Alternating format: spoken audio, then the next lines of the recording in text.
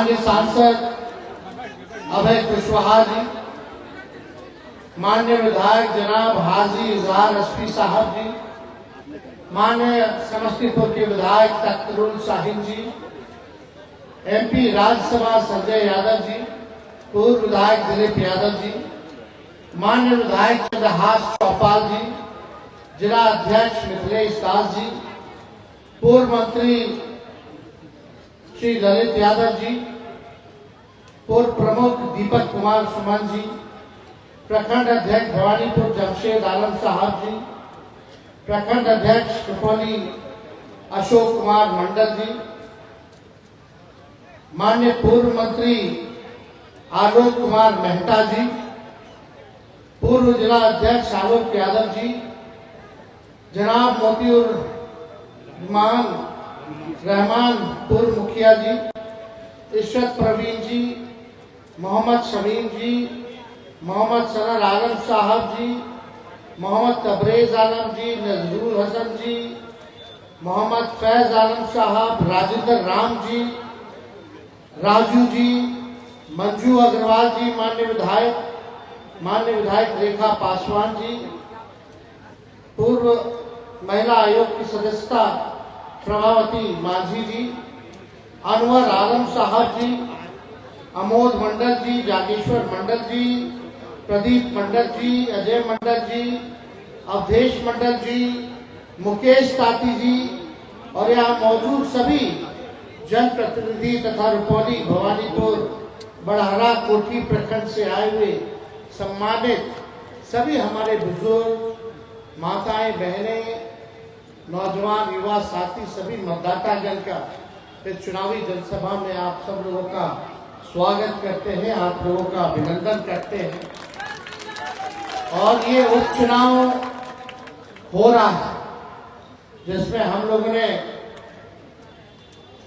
बीमा भारती जी को प्रत्याशी बनाया है इंडिया गठबंधन से, महागठबंधन से।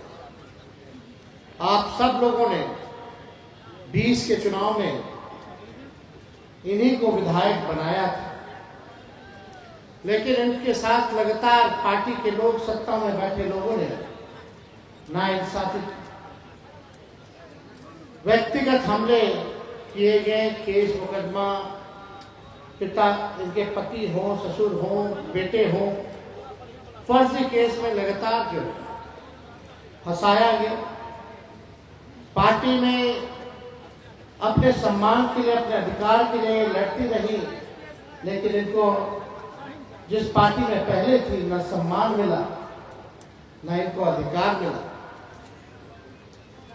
और जब सही समय आया भाजपा की सत्ता को गिराने के लिए, एक सेकुलर सरकार बनाने के लिए, तो बीमा भारती जी ने राष्ट्रीय जनता दल और इंडिया गठबंधन का साथ देने के लिए कुर्बानी देने का काम किया और इस्तीफा देने का काम किया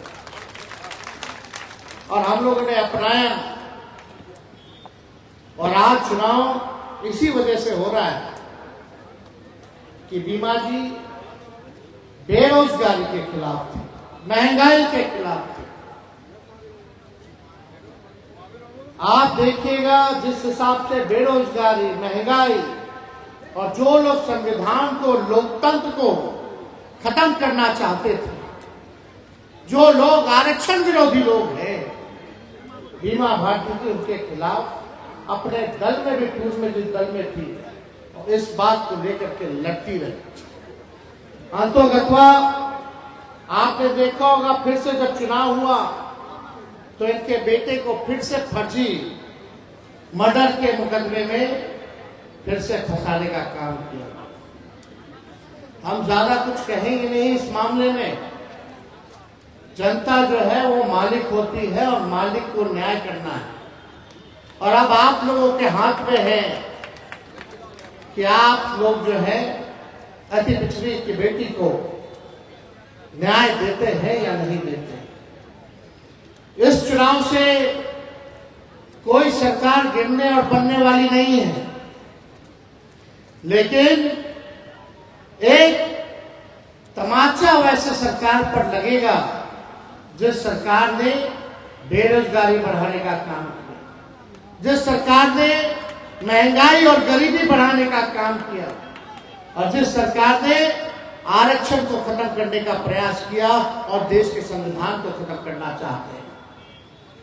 जो सरकार लगातार भ्रष्टाचार कर रही है लेकिन किसी पे कार्रवाई नहीं हो रहा, ये एक संदेश जनता का जाएगा। वैसी सरकार के खिलाफ कि अब बिहार में जनता उसी के साथ है जो बेरोजगारी हटाएगा, जो महंगाई हटाएगा, जो गरीबी हटाएगा, जो कारखाना देगा, जो किसानों का आय दुगुना करेगा, जो आरक्षण की सीमा को बढ़ाएगा, जो संविधान और लोकतंत्र को बचाएगा, जो विकास की बात करेगा, जो भाईचारे की बात करेगा। एक संदेश वो भी है। 20 के चुनाव में हम लगभग सरकार बना लिए थे, लेकिन मात्र केवल 5-7 सीट बेईमानी करके हम लोगों को हराया। हम लोगों ने स्वीकार किया और हम लोग विपक्ष में बैठे। हम लोगों की लड़ाई बेरोजगारी के खिलाफ चलती रही, और जब हम 17 महीने उप मुख्यमंत्री बने, भाजपा को जब हम लोगों ने बिहार से बाहर किया और 17 महीने उप मुख्यमंत्री बने, तो 5 लाख लोगों को सरकारी नौकरी हम लोगों ने देने का काम किया पूरे बिहार में। स्वयं सहायता समूह जितनी हैं, उनके मानदेय को हम लोगों ने बढ़ाया, दुगुना किया। हम लोगों ने जाति आधारित गणना कराया और उसी जाति आधारित गणना के हिसाब से 75% जो है आरक्षण की सीमा हम लोगों ने बढ़ाया। किन किन लोगों का बढ़ाया हम लोगों ने आरक्षण? उस 17 महीने में अति पिछड़े समाज का, पिछड़े समाज का, आदिवासी समाज का, दलित समाज का, इन लोगों का हम लोगों ने जो है आरक्षण बढ़ाने का काम किया। चाहे हमारे अल्पसंख्यक भाई अति पिछड़े हो या पिछड़े हो, उन लोगों का भी आरक्षण जो है बढ़ा।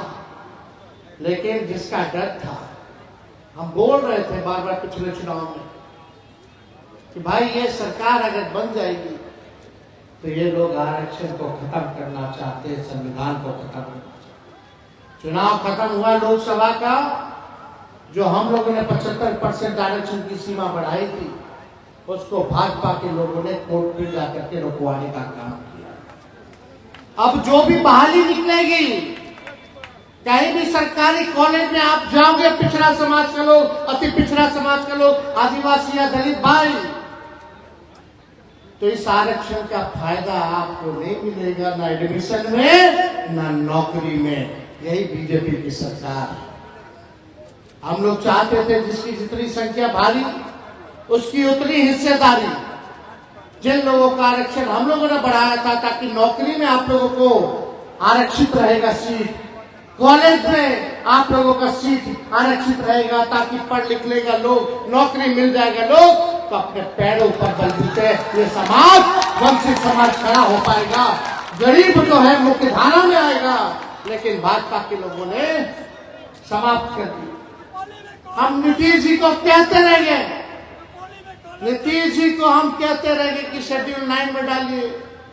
जब हम लोग कैबिनेट में थे तो हम लोगों ने भारत सरकार में भी लिख के भेजा कि प्रधानमंत्री जी इसको शेड्यूल 9 में डालिए। अब हाल देखिए क्या है भाई, नीतीश कुमार जी बिहार के मुख्यमंत्री हैं तो बीजेपी के बदौलत, और नरेंद्र मोदी जी प्रधानमंत्री हैं तो नीतीश जी की बदौलत। अब आप बताओ बिहार की जनता, अब आरक्षण को जो हमारा आरक्षण 75% था, अब तो नीतीश जी के हाथ में है। अब तो शेड्यूल 9 में डला दे ताकि हमारा आरक्षण सुरक्षित रहे, है कि नहीं? अब तो नीतीश जी के हाथ में है कि बिहार को विशेष राज्य का दर्जा दिला दे। आप बताओ बिहार को विशेष राज्य का दर्जा मिलना चाहिए कि नहीं मिलना चाहिए? क्या देगा? अब तो नीतीश जी भी दोनों जगह सरकार में है, खाली मांग करते हैं कि हम